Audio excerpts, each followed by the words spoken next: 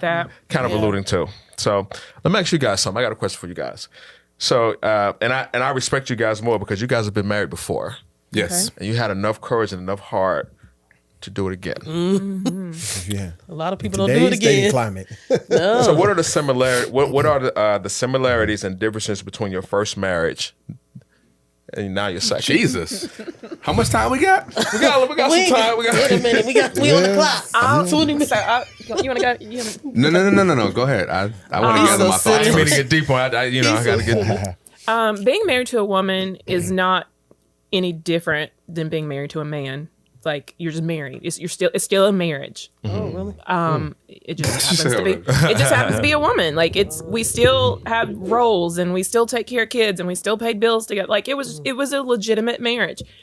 But like he said, he gave an example of how submissive I am to him per se about cooking for him at 2 a.m.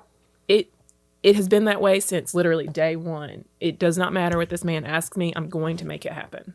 I can't even say, I don't know why it is that way. I adore him. I love him and he loves me.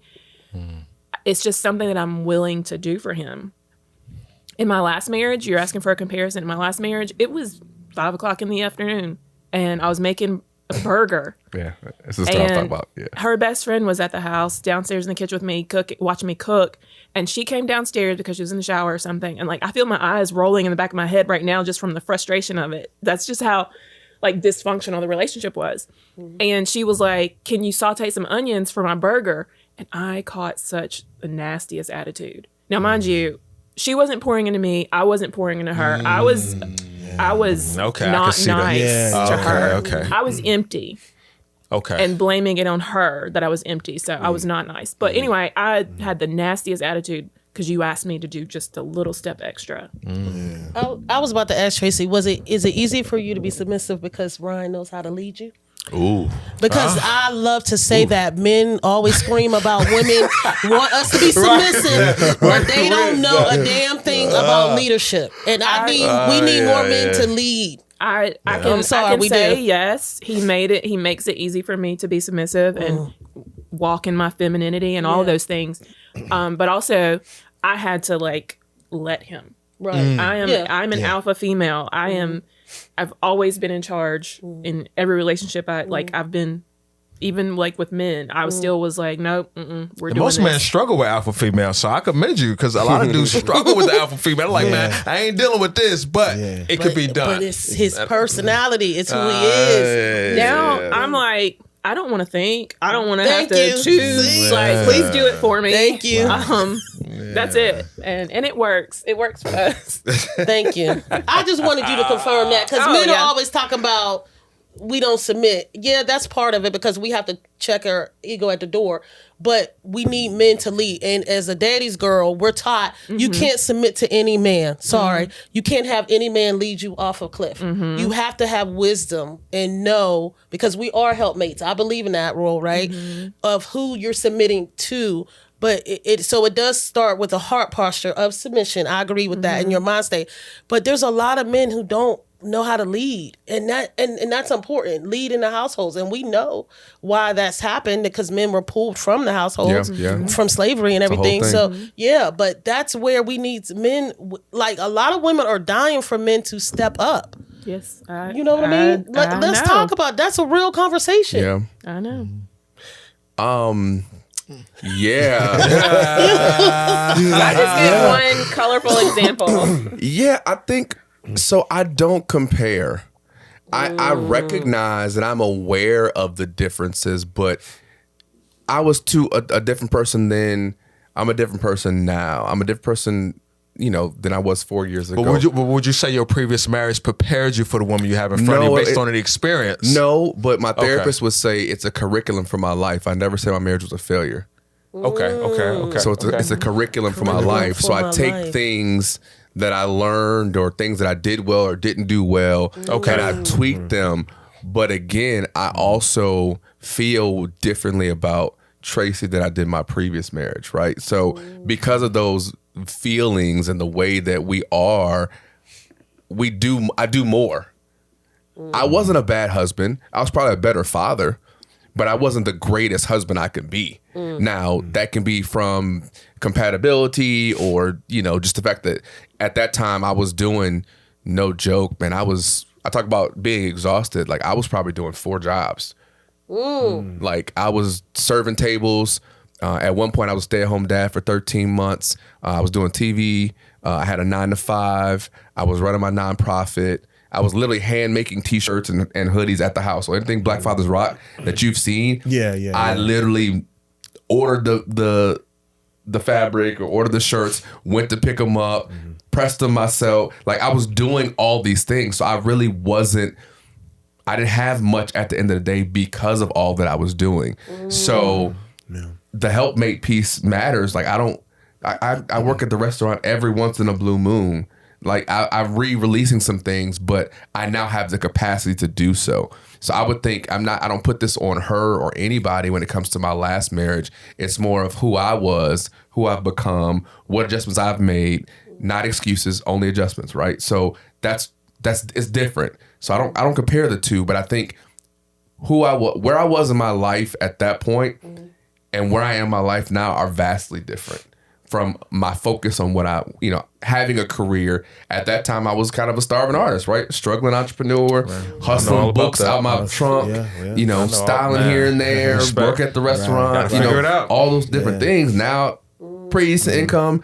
I don't have a 9 to 5, but I have a day job, an evening job, but I have more time to pour. I have more time to be poured into, and I didn't have that capacity or the energy back then. And so it's just different. I'm gonna add one more point to the comparison or non-comparison, really. Advice for women. One of the reasons why my previous relationship didn't work was because we ended up finding out that we didn't like each other. And he made that point earlier, we like each other.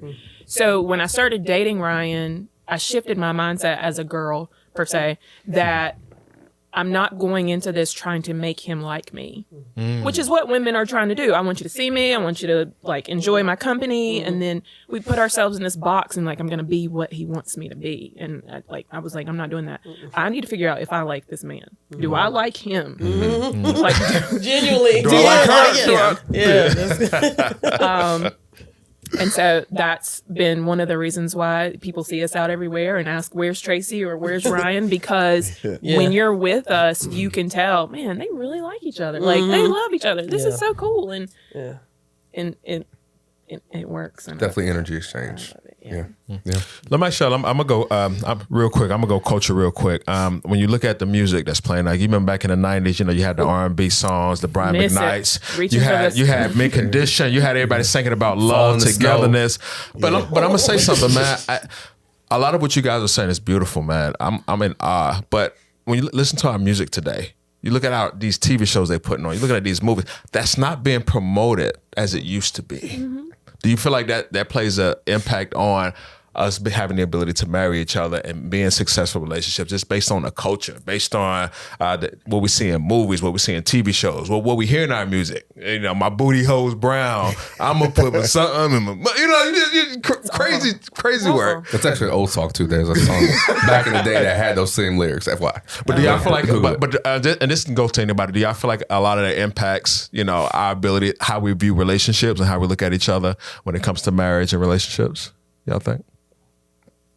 Yeah, of course. Yeah. I mean, we grew up on the Cosby shows and all those different world. Different world and things of that nature. And now we have love and hip hop and reality TV has taken over. And so, and we've talked about it before, especially when people can't separate social media from reality. And a lot of people can't, so that's what they're seeing. Or you see it on the Shade Room all the time when they'll say, couples goals, when you see these different celebrities and then 2 months later, or like you said, they divorce. Yeah, they divorce. Or when you said it's only 3 years. But everybody knows the first 5 years of a marriage is the hardest, because you're so individual trying to come together as one. And blended so families for you to say 3 years, no, that's amazing. 3 to 4 years, because you're making it through the hardest time in your marriage or whatever. So it is. The culture has made it harder for people to see those examples, especially if they didn't grow up in their communities or in their households seeing those positive examples.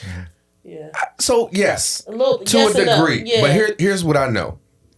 You have your response is your responsibility. Yeah. I grew up in a single family home with my mom without my dad. Okay. And I think I'm a great dad. Right? So I could have taken that as an excuse to say, well, my daddy wasn't there, so I ain't gonna be there. Or my daddy left, so I'm gonna leave. Like, I chose not to do that. My brother and I both chose to say, we will not be statistics. We will get married first, and we will have kids. And by the grace of God, that was the order. So, like, you know what I'm saying? Like, that was something that we determined in ourselves that we are going to do this. And so, yes, I think a certain age of maturity, if you can't listen to certain music without being influenced negatively, then don't listen to that music. Right. If you're single and you're trying to abstain from marriage, you listening to Summer Walker and whoever else that's got an R&B love song is not going to help you stay celibate. So you have a choice to make. Like, you can let TV influence you. You can let the media influence you. But see, you're similar to me though. Everybody, you'd be surprised. Some people can't separate the entertainment from okay. That's just entertainment. I like the beat, but this is how I'm gonna do it. You know what I mean? I listen to ratchet music all the time. So do I. Gucci, Jeezy, Gucci. I ain't carrying no gun and shooting up nobody. I got chains now. That's all I got. You know what I'm saying? I'm not doing nothing crazy. I'm not going to prison. I can't be a great dad and a great husband if I'm in prison. Right. Like, that don't make no sense. So why would I let that influence me to do something or not do something? Like, that's so. Just be grown. Be grown. I think there is a part, but I think you have a choice to make. And you all, again, are given free will. Everybody's given free will. So you have a choice to make, and you can choose your path. So choose your path. It's going to be hard either way. Staying in a marriage is hard. Leaving marriage is hard. Yeah. Choose your heart. I know one thing. When I do get married one day, all of you guys gonna be at my wedding, and I definitely want you guys there. You know what I mean? Absolutely. I'll come MC the reception. But so let me ask you guys this: when it comes to the future, what do you guys see marriage? Do y'all see? And I'm just saying, and I'm just talking within the Black community. Do y'all see marriage rates increasing versus declining now? And as far as future, do you see it getting better or do you see it getting worse? And I'm gonna just go around. I'm gonna start with you, Hafiz, and then we're gonna go around. His head. Wow, do you see it getting? Why not? And if you say no, why? Please don't say deregulated. Because Deregulated market. I'm trying not to talk too much because I'm still a little under. Now I think it's that's why I say I commend anybody that's able to get married in today's dating climate. And I'm not gonna say it's gonna get better or worse. You just got to evolve with the times. We've just become, especially in our community, we've just become so counter dependent of each other a lot of times. Like, women can take care of themselves. They buying homes and they said women are a majority head of household, like women and children out here, you know. So, and guys are, and if the industry is telling men that men have to be better, a lot of men have just stopped approaching women in general. Like, they're just focusing on themselves. The economy is crazy. It's gotten too expensive. I'm gonna get my bread. I'm gonna do me. And if a woman comes in here, then I'm just gonna figure it out. So you got a lot of that energy going on here. So I don't know. You said something interesting. It's almost like we've gotten comfortable with not needing each other. Yeah, but we need each other. Yeah. But it's almost like we need each other the most. But we've gotten so now, comfortable not needing each other. Wow. That makes me think of something that happened one time with us. I hope it's in the same vein of what the topic we're talking about, but we were arguing to a degree. Were we arguing or were you yelling at me? There's a difference. There's a difference. And we weren't talking to each other that day, walking around the house. And I think we were in our bedroom, and I said, "Look," you came in the bathroom. Yep. I said, "Look, we can't keep doing this. I don't want to walk around the house like you don't exist, and it doesn't feel good that you're walking around that way either. Because at my core, I need you, and I need us to be okay."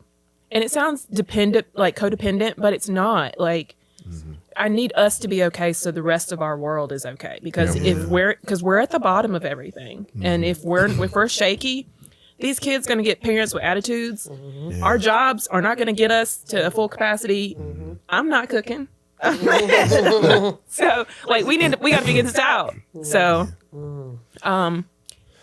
today's society, people do think that they don't need each other, and that's sad to me. It is, and it's perpetuated over and over again. on our phones and TVs and radio and everything. So I don't see a bright outlook. But people tell us all the time, especially those old married couples who've been married for 40 years and they've been married 40 years, that's all, that, oh, y'all are newlyweds, y'all still in the honeymoon phase, it'll die down, blah, blah, blah, blah, blah. We don't subscribe to that. Mm-mm. The honeymoon phase can be the honeymoon phase as long as I want the honeymoon phase to be the honeymoon phase. True. She talked about, people say all the time, pick your battles. My wife said, why do we have to battle? Like all the stuff that y'all learn, all these sayings and idioms and all that, like, you don't have to operate because someone told you that. Yeah. Like legit, we will never